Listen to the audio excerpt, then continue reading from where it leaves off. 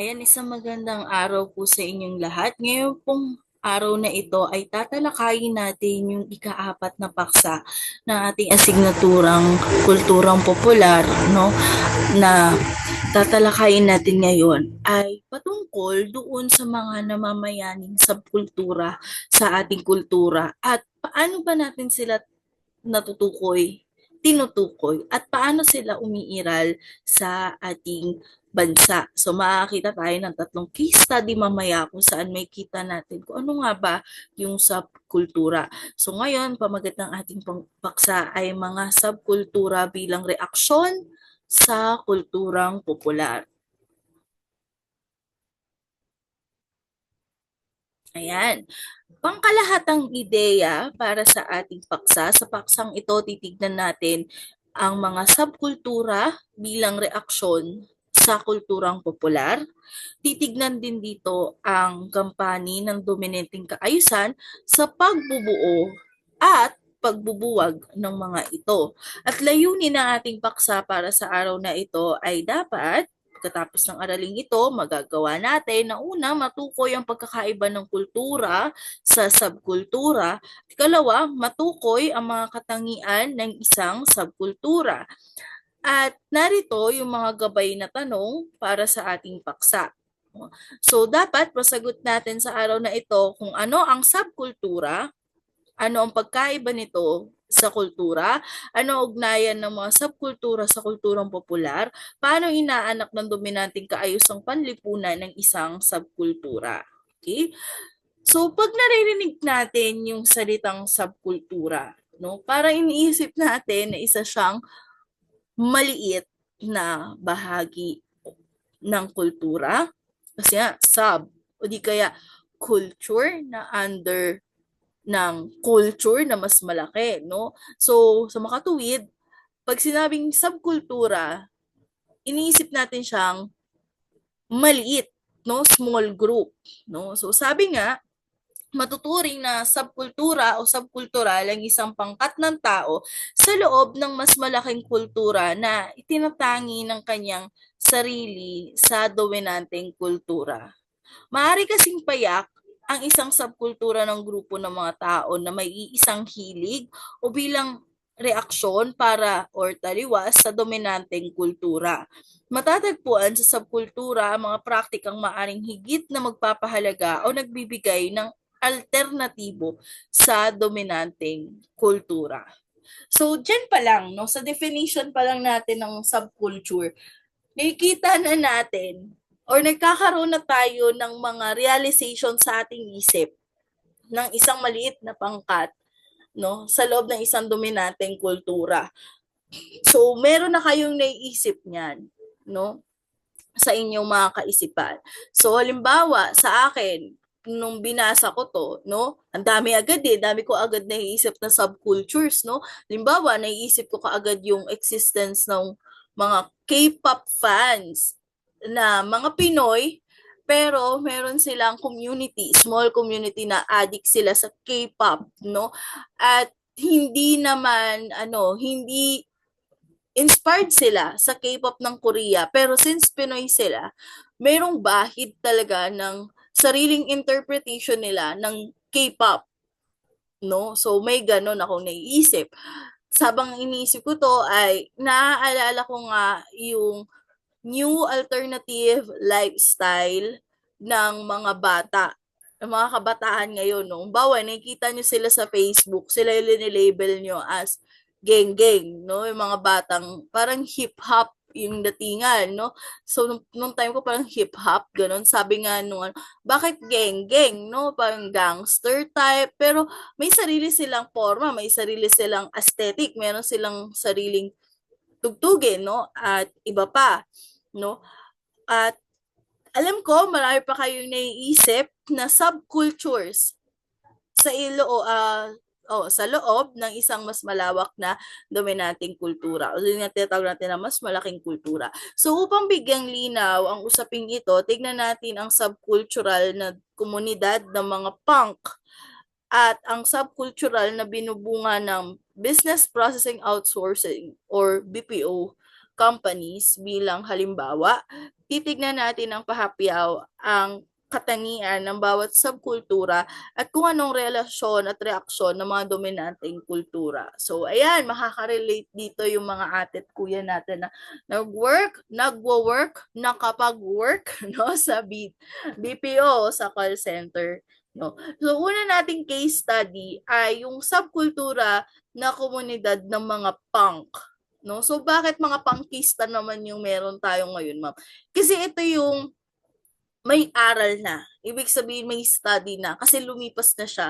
So na-observe na talaga yung katangian, paano siya umusbong at paano siya unti-unting humina sa loob ng ating lipunan. So mula sa pinanggagalingan ng subcultural ng punk sa Europa noong 60s, matagal-tagal bago nagkaroon ng tukoy na komunidad ng mga punk sa Pilipinas. At ang rurok nito ay noong huling banda ng dekada 80.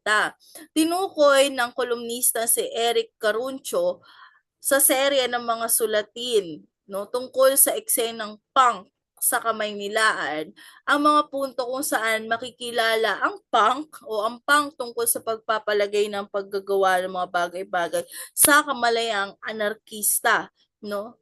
I hate everything. Charot to. Parang ganun eh. Sa una, at nihilista naman ang pagtingin sa buhay. Nihilist, no? Ang kamalayang anarkista ay bumubuo ng ethos at kontra-authoritarianista, kontra korporatismo, kontra konsumerista, kontra kapitalista, do-it-yourself na etika, direktang aksyon at mutual na pagtutulungan. Ang sangkap ng nihilismo sa punk ay sumasagka sa kontra-authoritariang kamalayan nito dahil ang institusyon ay hindi mapagpalaya ang mga alaman at gawin ng dominanteng kultura at institusyonado at gayon ding mapagpaniil. So, noong 80s, alam kong baka may mga buhay na nito sa atin noong time na to, no?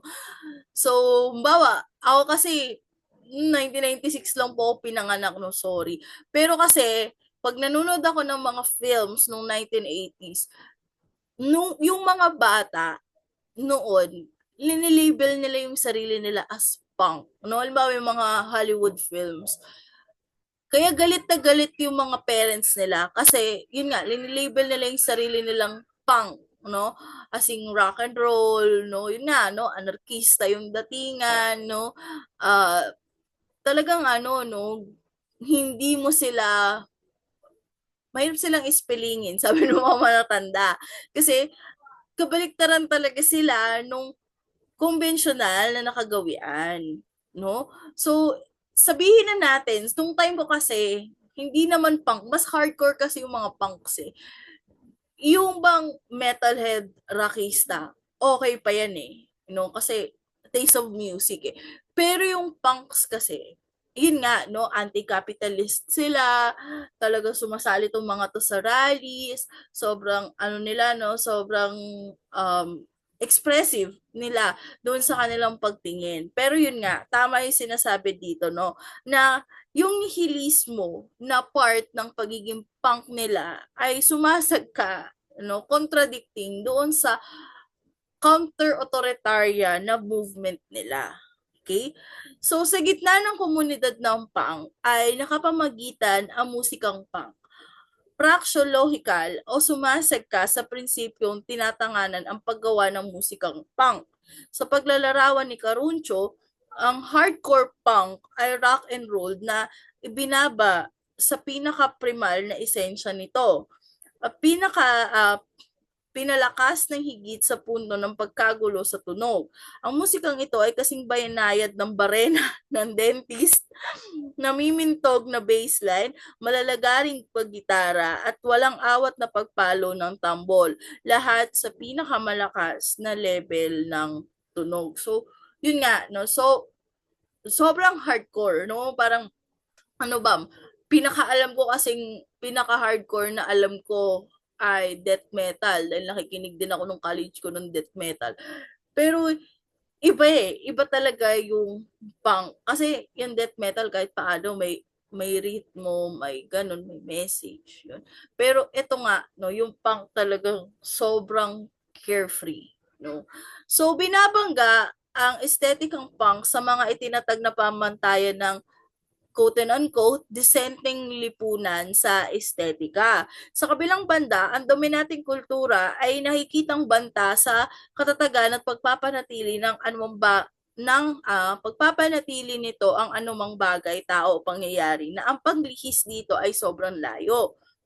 Madalas, nagdudulot ito ng takot, lalo kung ang imahe na nakikita ay sobrang taliwas sa inaasahan. So, halimbawa, meron tayong dissenting image noon. So, gets naman natin yung dissenting image. So, makikita mo suddenly yung mga punks. Diba? Yung way of living nila, panawan ng pakikipag-usap nila, yung lahat and everything of their lifestyle.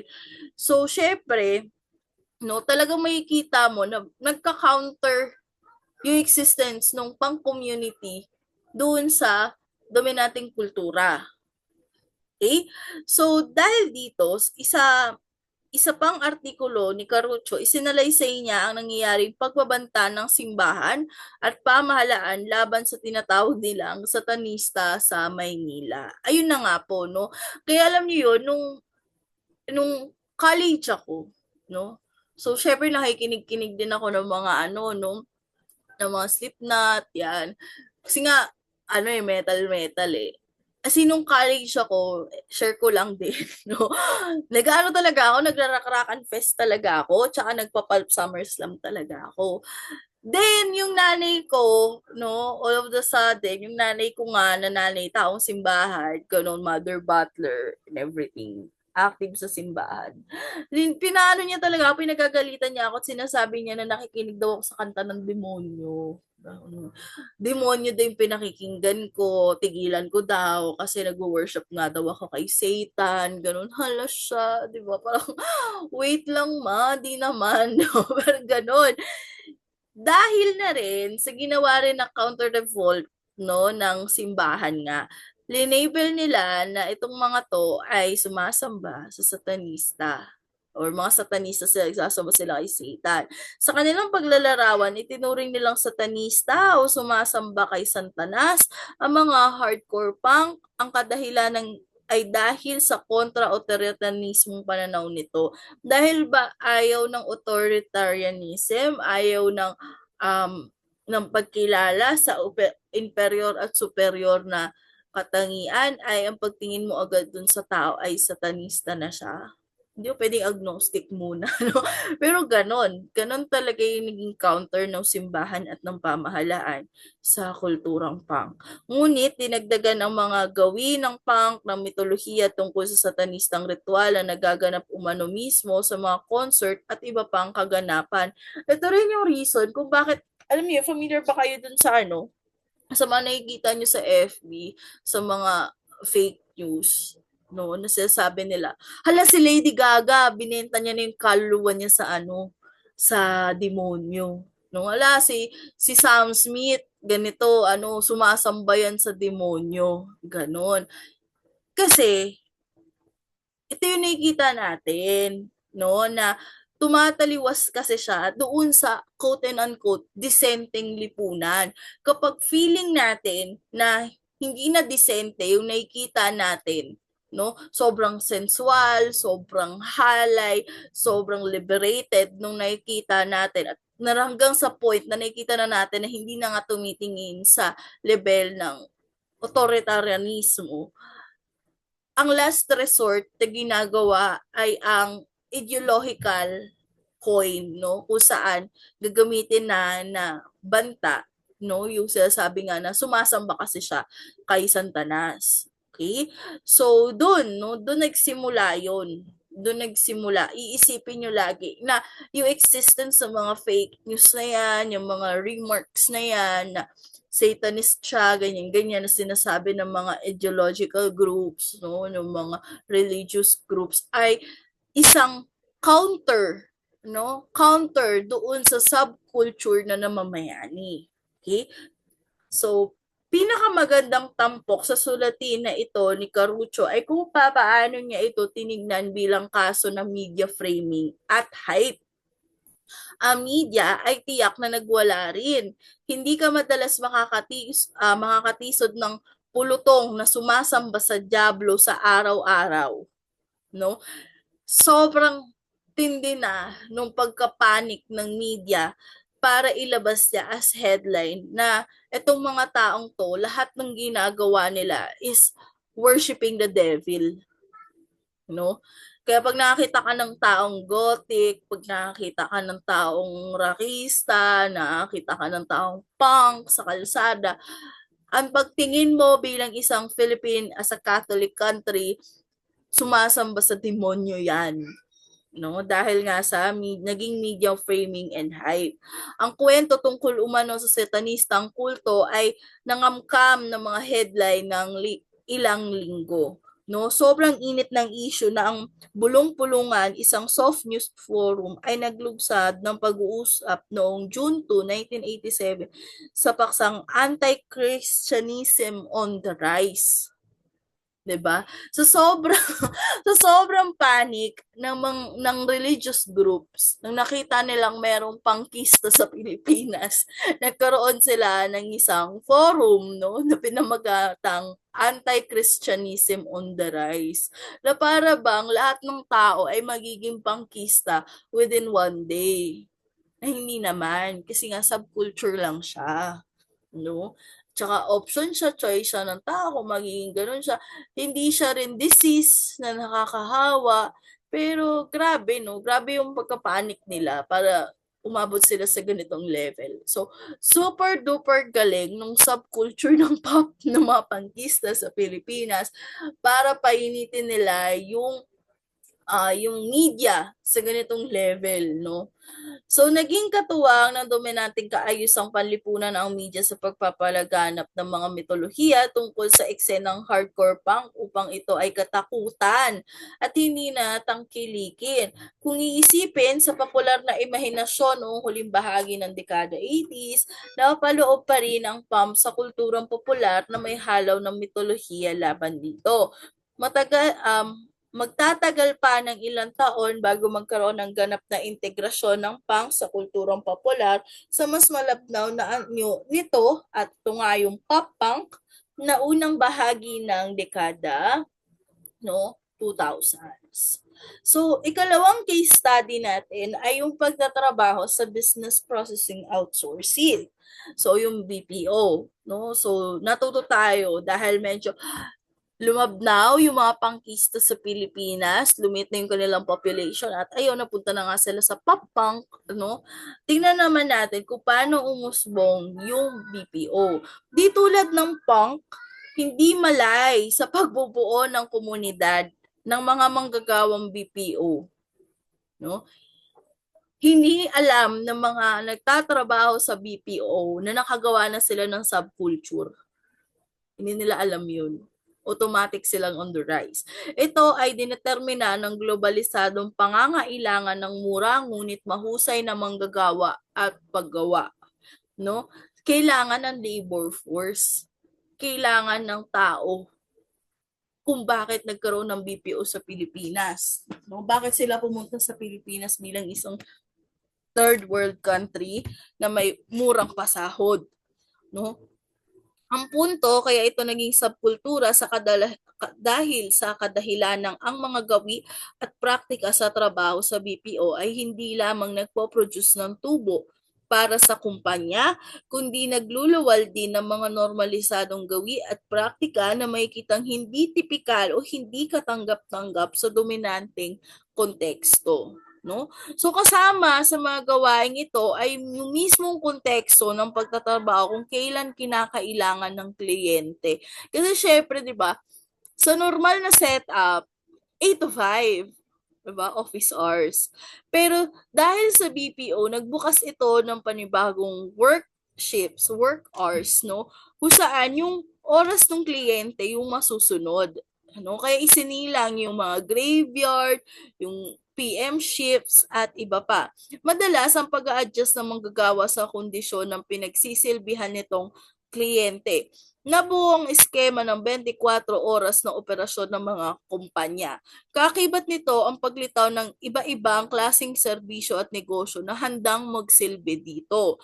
Sa rurok ng BPO industry sa Pilipinas ay lumitaw ang mga tinatawag na night market at night food stands. Ang pinakapopular ay ang Banseto.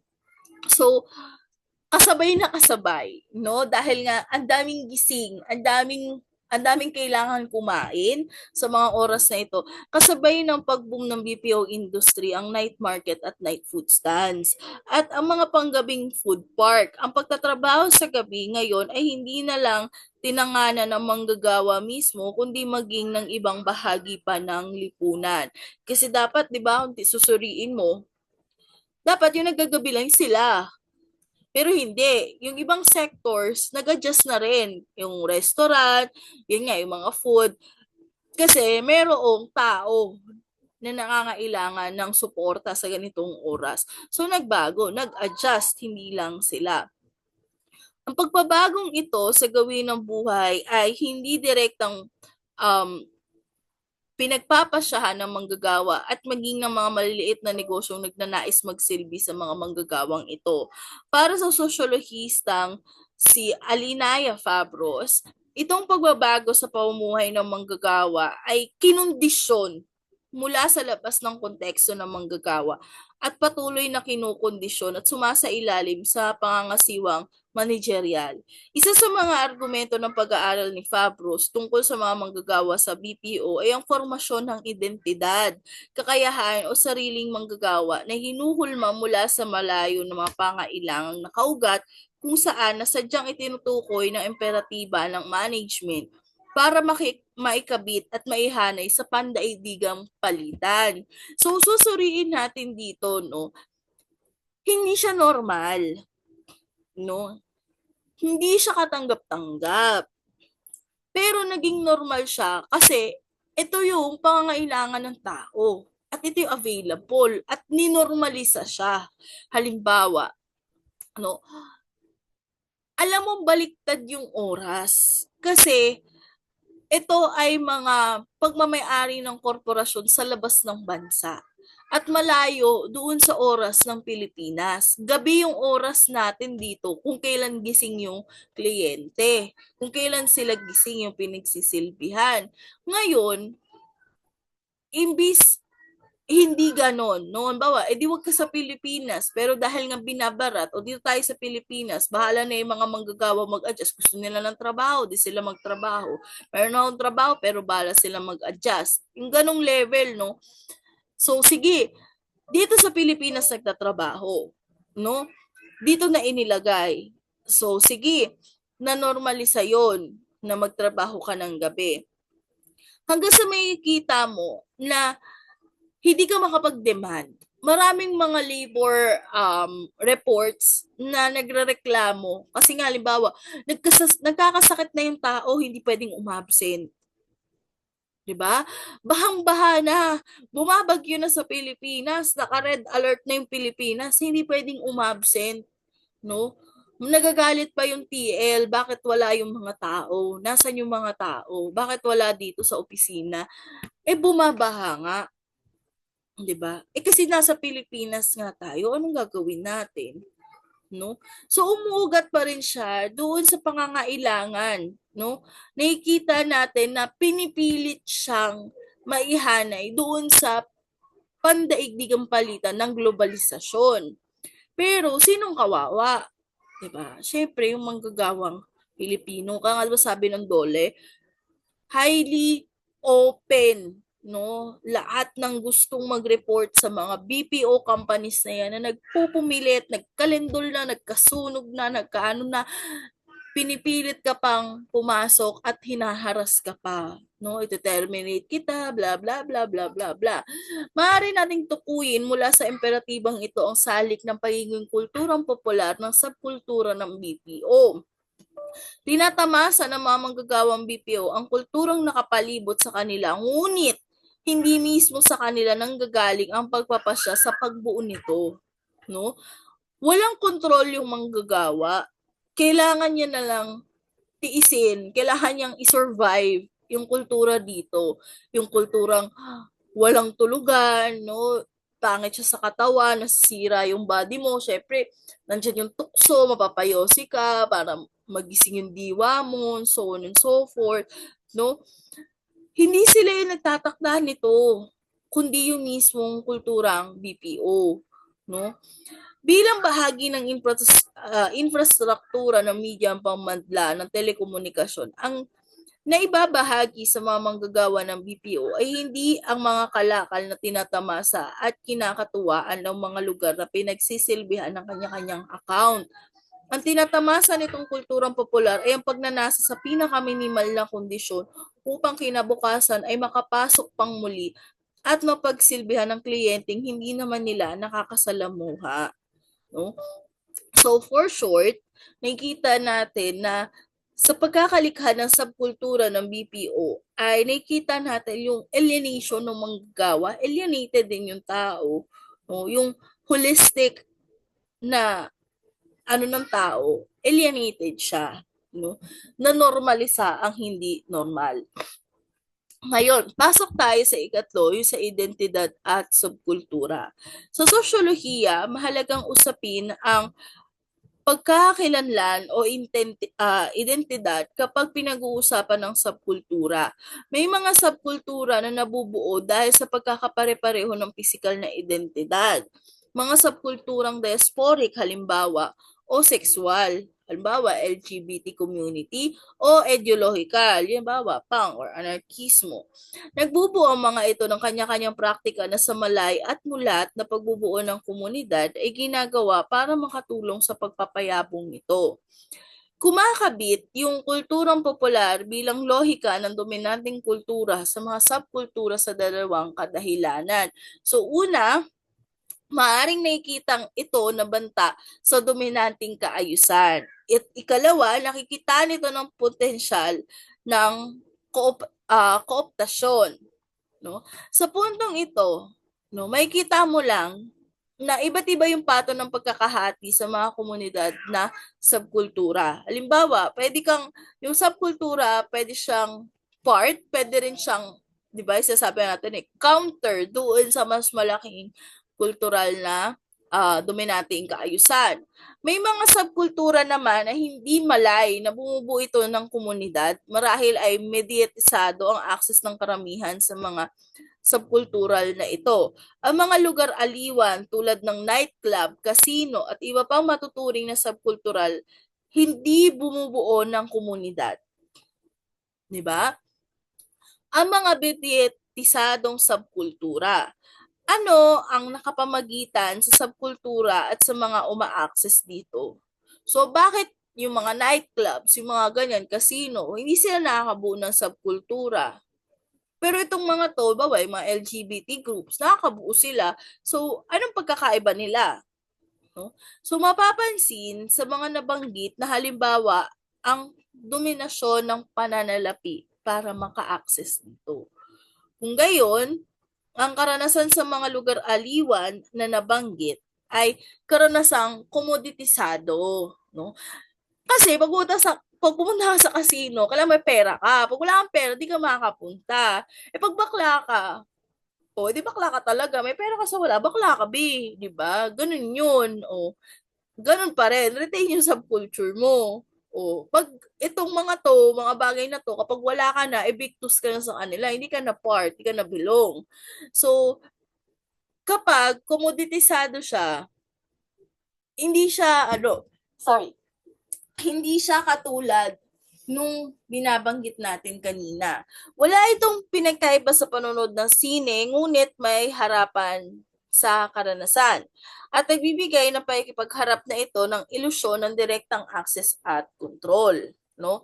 So, halimbawa, no, tatandaan natin, no, yung identidad, no, yung mga LGBT community, ganyan-ganyan, komunidad sila. Okay? Part sila ng identity nila. Pero ang tanong, no, makikilala mo ba siya as subculture? Diba? So, yun yung tanong kasi. Tatandaan, no, na yes. Kasi may lifestyle din sila, may identification din sila, sila rin yung nagme-mediate nito, no? Pero pag hindi siya, halimbawa, yun nga, commoditisado siya, hindi mo siya makikitang subculture siya. Okay? Halimbawa, samahan ng mga um, subculture ba ma'am yung mga um, nagre-race track? Halimbawa, yung mga nag-motor racing na mga yan? Hindi. Paano kasi kapag wala ka ng motor? Hindi ka na part.